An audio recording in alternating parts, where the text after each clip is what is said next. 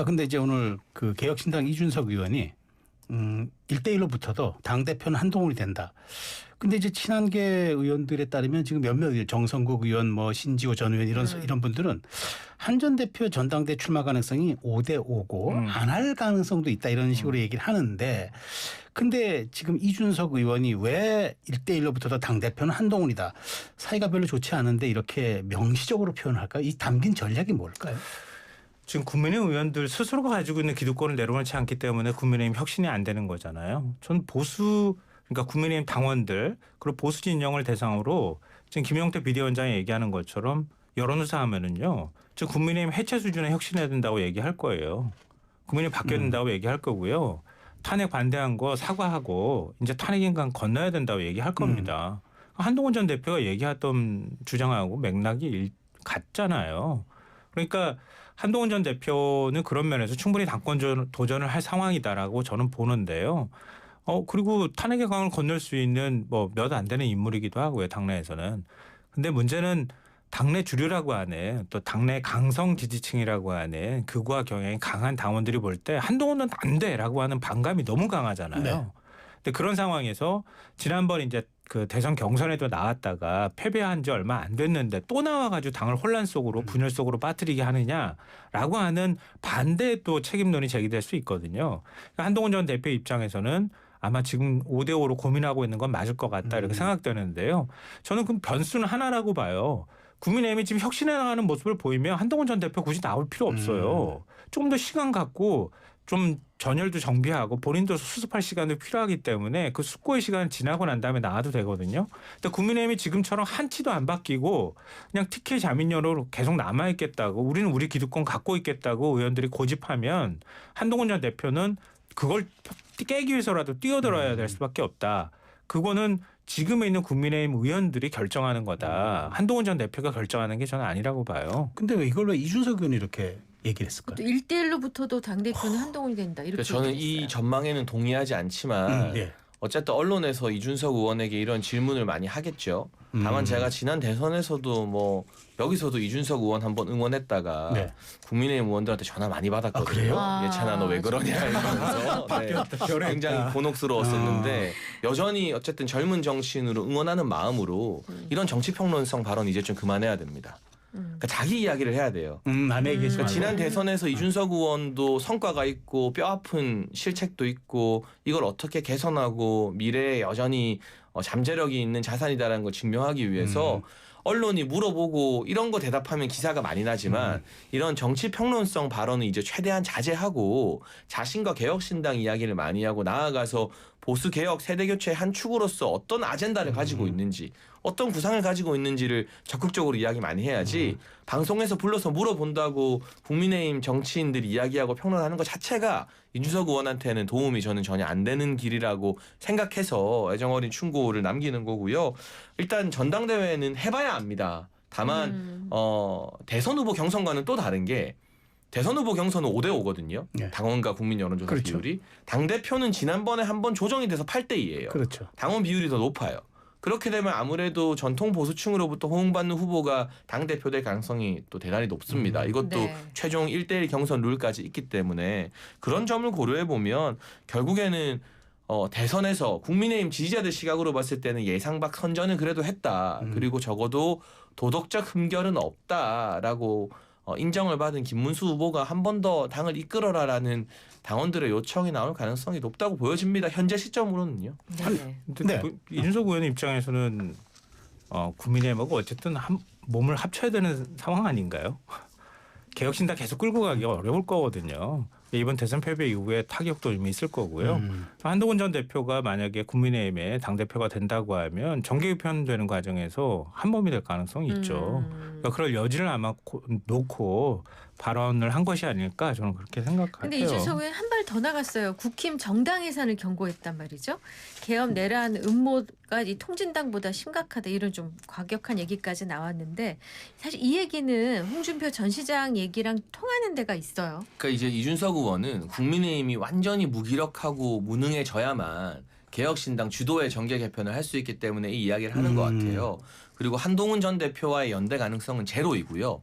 왜냐하면 두 사람 사이, 두 진영 사이의 감정이 지금 보수 정치권 내에서는 가장 안 좋기 때문에 그건 친한계도 마찬가지고 친이준석계도 마찬가지고 다만 한동훈 전 대표가 될 거라고 전망하는 것은 뭐 나름의 정치적 판단이기도 하겠지만 그래야만 국민의힘이 완전히 쪼개지고 4분 5일 되니까 약간 반사이익을 누릴 수 있다라는 측면도 저는 고려된 것 같고 어쨌거나 이번 대선에서는 개혁신당이 국민의힘을 대체하는 데는 실패했잖아요. 네. 그러니까 앞으로 저는 지선보다는 다음 총선까지 3년 동안 보수 정계 개편이 일어날 수밖에 없는데 그 주도권을 누가 가지느냐 그리고 어느 정도의 몸값으로 국민의힘과 개혁신당이 결국에는 하나가 되느냐를 두고 또 보수 내부에서의 어떤 노선 투쟁이나 뭐 이런 여러 가지 이 주도권 다툼은 진행될 거라고 보여집니다. 네, 근데 주도권 다툼 말씀하셨으니까 이제 김용태 비대위원장이 5대 개혁안에 대해서 사실상 거부 방침을 밝힌 게 송원석 신임 원내대표인데, 근데 이제 어제 신임 원내 수석 부대표 유상범 의원과 김은혜 의원을 내정했어요. 그러니까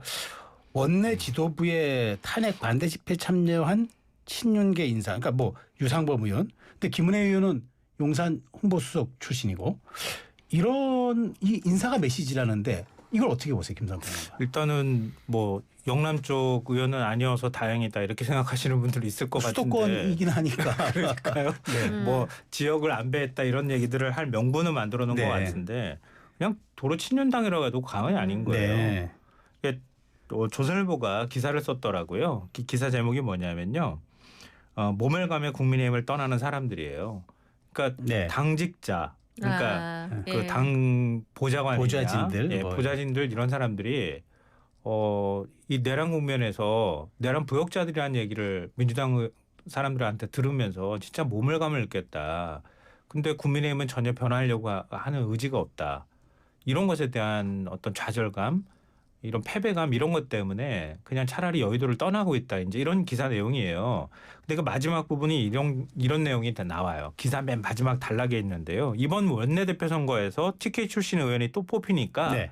의원회관 곳곳에서 우리 당이 그리는 지도는 영남 자민련은커녕 5, 6세기 신뢰 영토범위에도 못 미친다는 한탄이 나왔다. 이렇게 얘기를 해요. 네. 그러니까 국민의힘 의원들은 제가 볼 때는 기득권이 지금 제일 중요한 때인 것 같아요. 그러니까 그렇게 생각하고 있는 것 같아요. 그러니까 어떻게 지금 당이 이렇게 혁신을 아니 그 바로 자신들이 모셨던 대통령 또 자기들 손으로 만들었던 대통령이 불법적인 비상계엄하고 대선을 참패했어요.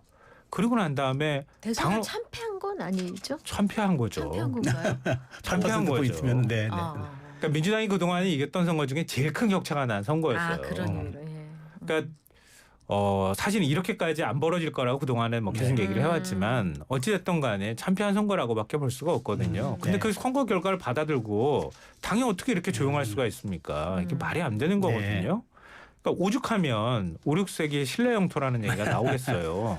그러니까 이런 모습들이 그대로 지금 송원석 원내대표하고 원내 그 수석 네. 인사에도 인사에 그대로 나타났다. 반영돼 있다 이렇게 생각합니다. 알겠습니다. 근데 저는 짧게 10초만 더 네, 붙이면 네. 국민의힘은 대선 패배 결과를 받아 안고 당연히 반성해야 되지만 아까 참패라고 표현하셨습니다만 또 이준석 후보의 지지율과 합치면 이재명 대통령을 이겼고 이 상황에서마저도 과반을 넘지 못했다는 건 민주당에도 독주하지 말라는 민심의 경고거든요. 그리고 국민의힘 패인에 대한 여러 분석이 있지만 저 같은 사람은 결국 분열 이 지리한 내부 개파 다툼이 패인이라고 보기 때문에 그 부분에 대해서도 같이 고민하지 않으면 계속 시끄럽기만 하고 답은 안 나올 겁니다. 알겠습니다. 이번 주 탑3 이제 세 번째 키워드로 가겠습니다. 세 번째 키워드 윤 부부 조여오는 특검입니다. 네, 조은석 내란 특검의 발걸음이 빨라지고 있습니다.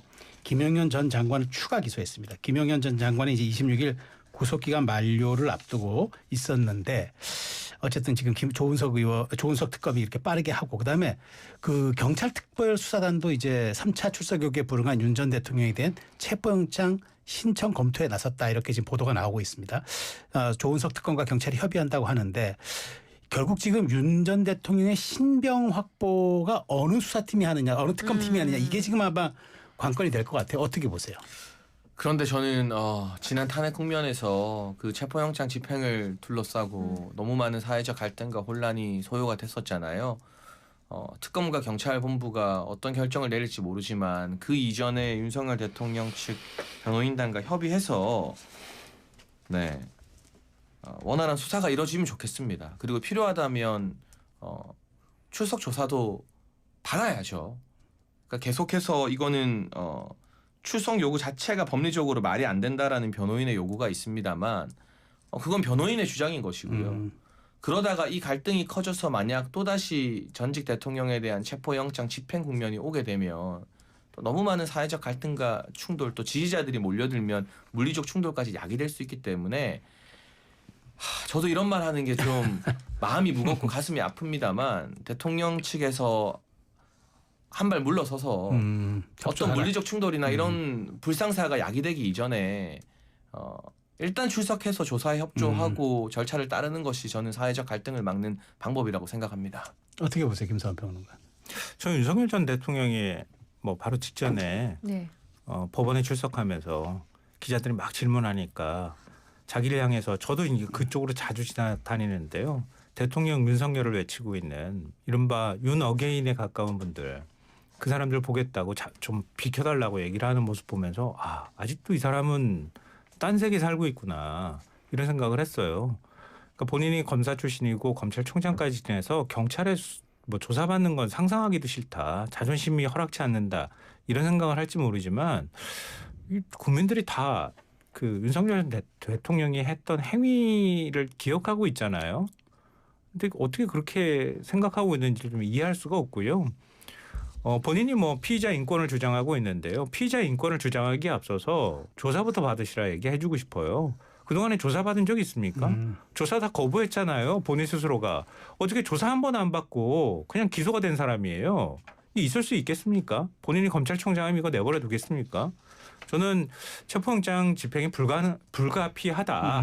그리고 지금 현직 대통령도 아니기 때문에 경호처지원이 최소한의 신변 안전을 보호하는 정도의 역할만 하는 것이지 이전처럼 뭐 사병처럼 나가서 막을 수도 없거든요.